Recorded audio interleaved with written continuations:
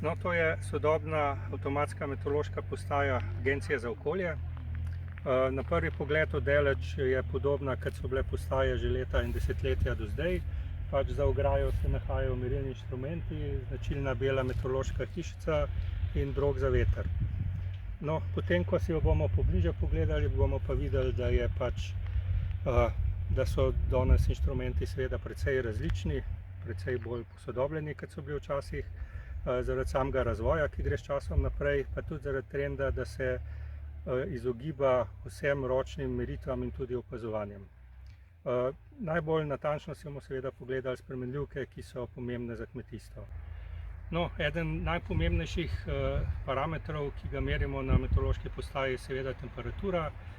Merilci za temperaturo se nahajajo v standardni meteorološki hišici, kot že leta in desetletja do zdaj. Ta hišica se bistveno ni spremenila.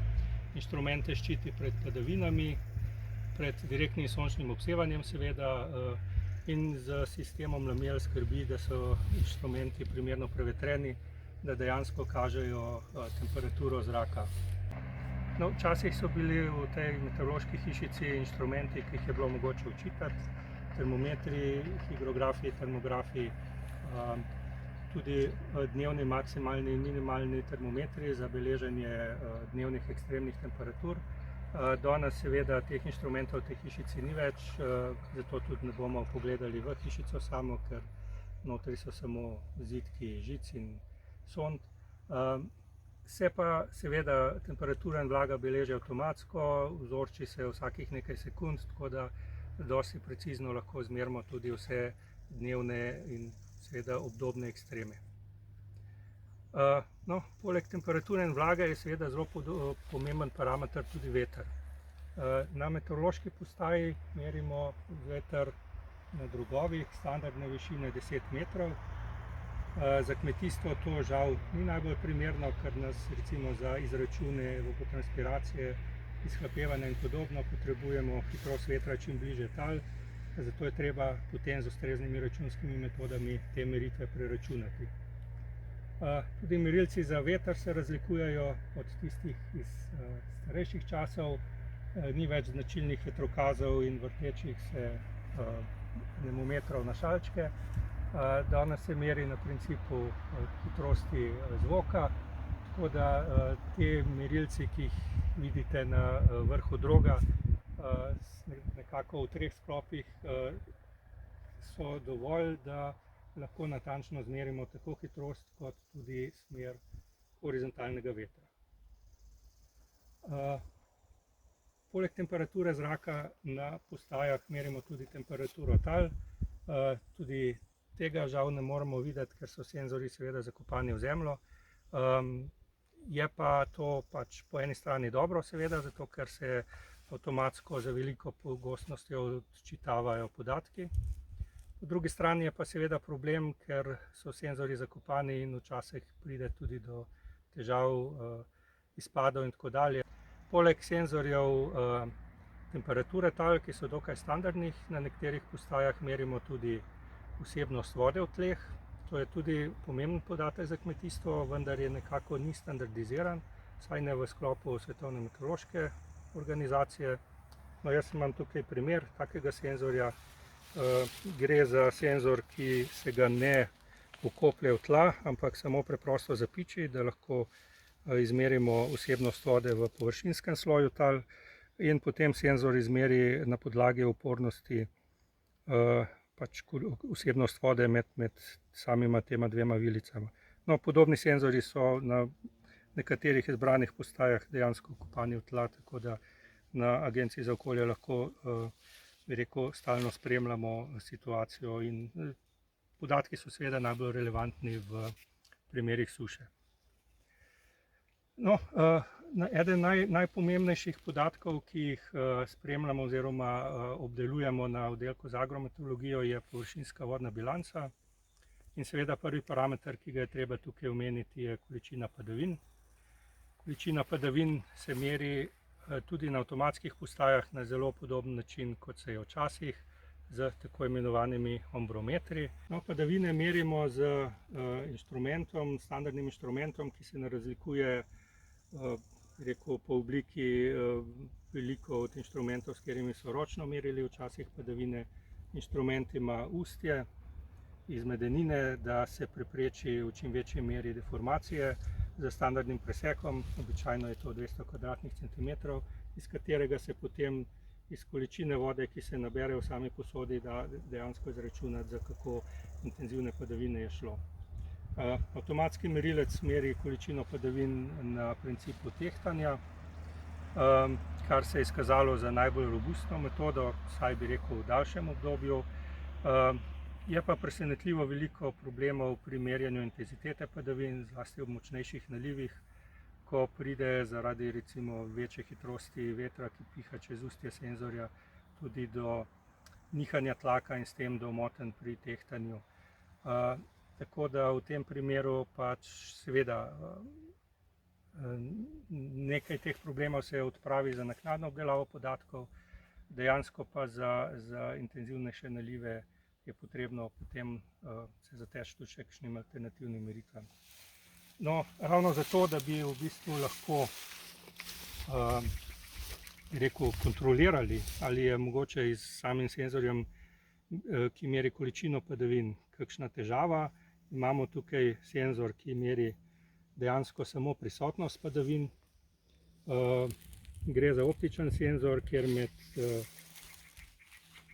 kraki, bi rekel, nekakšne potke, dejansko senzor emitira infrardeč žarek in potem dejansko samo zaznava, ali je prisotnost padavinskih delcev ali ni. Tako da lahko imamo v tem primeru alternativni vir podatkov o tem, ali so padavine prisotne ali niso, in s tem si lahko recimo pomagamo pri kontroli padavinskih podatkov. No, ni pa to edini senzor, ki meri količino padavin. Optični senzorji se nahajajo tudi na tej strani postaje. Tukaj na desni strani vidite senzor kot nekako dve kameri, ki gledata ena v drugo. No, dejansko gre za to.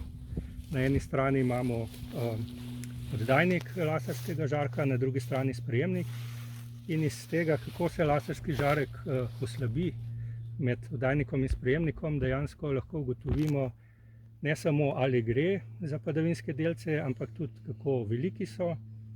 In iz časa trajanja te določene motnje, ki jo pač ta senzor zazna, lahko sklepamo tudi, kako hitro pada padavinski delc. Tako da na podlagi meritev tega senzorja lahko merimo ne samo prisotnost padavin in tudi intenzitete padavin, ampak lahko sklepamo tudi o tem, za kakšne padavine gre. Zlasti gre seveda za razlikovanje tekočih padavin dežja, snega in pa morebiti kakšnih zmrznjenih padavinskih jeder. Gre pa seveda za senzor, ki poskuša nadomestiti opazovanja, kakršne so nekoč opazovalci beležili v dnevnike in spremljali dejansko vrsto padavin, ki so jih pri opazovanju zaznali. No, bolj kot zanimivost, na levi strani se nahaja merilec višine snežne odeje. To morda niti ni tako zanimivo za samo kmetijsko obdelavo, ampak seveda, ker gre tudi za meritev, ki je nadomešča ročna opazovanja iz, bi rekel, starejših obdobij. Namreč seveda višino snežne odeje se je v starih časih, bom tako rekel, opazovali s pomočjo lesene deske, na kateri je bila zabeležena skala. Danes to merimo z takšnim laserskim merilcem razdalje in meri pač seveda razdaljo med samo kamero in višino snežne odeje. No, za oceno vodne bilance, kot smo ugotovili, seveda, poleg količine padavin moramo oceniti tudi stopnjo oziroma intenzivnost izhlapevanja iz površine in rastlinske odeje. Za to oceno potrebujemo kar nekaj podatkov.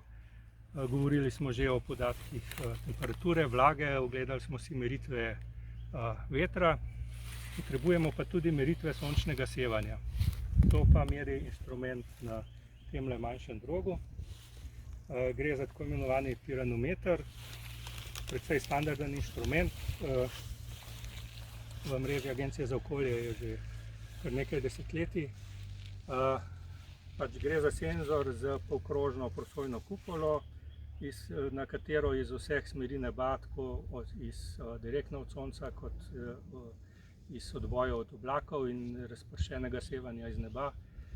Sevanja padajo na površino, ki je različno obarvana, in iz razlike temperature pač lahko sklepamo o tako imenovanem globalnem sončnem obsevanju, se pravi obsevanju z vseh virov, tako direktno, razpršeno in odbito.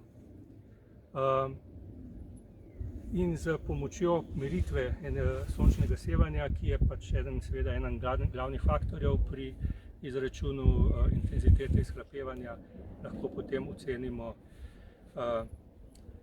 količino oziroma potencialno izhlapevanje na dnevni skali in potem seveda spremljamo vodno bilanco na različnih relevantnih obdobjih. No, konkretno ta senzor nadomešča tudi starejše heliografe. To so, bi rekel, skoraj ikonični senzorji z veliko stekleno kroglo, ki je zbirala sončni žarek. Ta sončni žarek je v obdobjih, ko je na to kroglo padalo direktno sončno obsevanje, v papirni nastavek izžigal sled. To je tako imenovano trajanje sončnega obsevanja in o teh podatkih na Agenciji za okolje hranimo dolgoletni arhiv. Zato je zelo pomembno, da pač ta dotični podatek za dolgočasovno vrsto nadaljujemo in s pomočjo tega senzorja bomo lahko spremljali tudi morebitna odstopanja v prihodnosti. No, s tem bi zaključili ogled, bi rekel, take precej standardne meteorološke postaje, ki jih je v mreži Agencije za okolje, bi rekel, precejšnje število, in z njimi si lahko pomagamo tudi seveda pri spremljanju vseh podatkov in veličin, ki so pomembne tako za kmetijstvo, kot seveda tudi za vse druge dejavnosti.